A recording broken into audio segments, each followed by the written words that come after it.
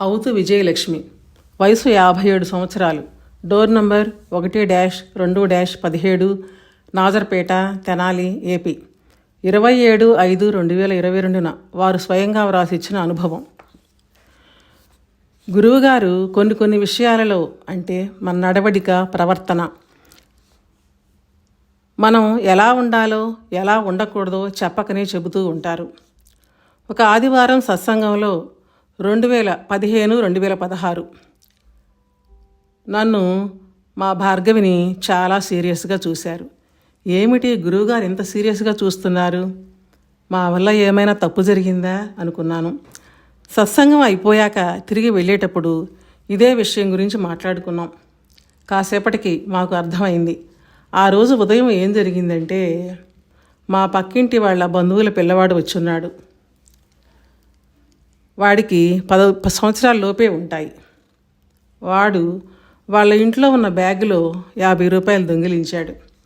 వాడికి ఆ అలవాటు ఉన్నదట. మా పక్కింటి వాళ్ళు వాడిని కోప్పడుతున్నారు. వాడు నిజం చెప్పడం లేదు. మేము కూడా వాడి విషయంలో జోక్యం చేసుకున్నాం, కోప్పడ్డాం.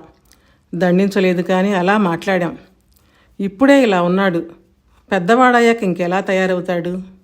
రేపటి సమాజానికి ఇలాంటి వాళ్లే కదా ఇబ్బందికరంగా మారేది అని మేమేదో సమాజాన్ని ఉద్ధరించే వాళ్ళలాగా ఏవేవో మాట్లాడుకున్నాం.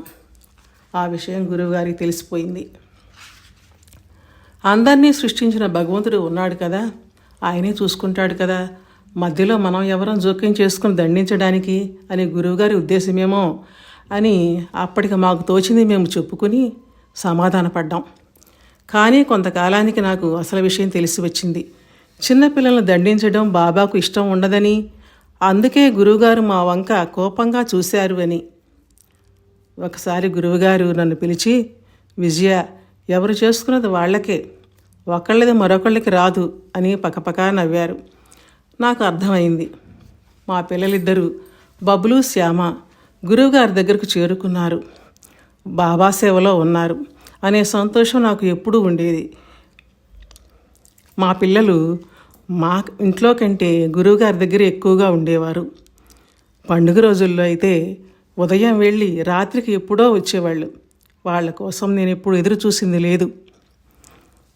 బాబా దగ్గరే కదా ఉన్నారు అని.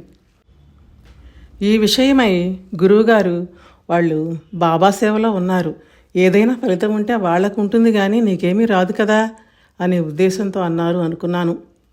మా ఇంట్లో ఎప్పుడూ ఆర్థిక పరిస్థితి చాలినట్లుగానే ఉండేది.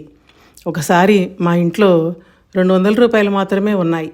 మా భార్గవి అంది, ఎట్లా పెద్దమ్మ, 200 రూపాయలేగా ఉన్నాయి అని. 2-3 రోజులు పాలకు వస్తాయి కదా, చూద్దాంలే అన్నాను. నాకు ఎటువంటి ఆందోళన అనిపించలేదు. మనసులో అనుకున్నాను, గురువుగారు ఎప్పుడు బాబా ఉన్నారు అంటూ ఉంటారుగా, బాబా ఏం చేస్తారో చూద్దామని. అది కొద్ది రోజుల్లోనే మా వారు ఒక కారు అమ్మడం ద్వారా, అంటే మధ్యవర్తిగా ఉండి, ₹1 పెట్టుబడి లేకుండా 50,000 రూపాయల లాభాన్ని ఇచ్చారు బాబా. అది కదా బాబా అంటే.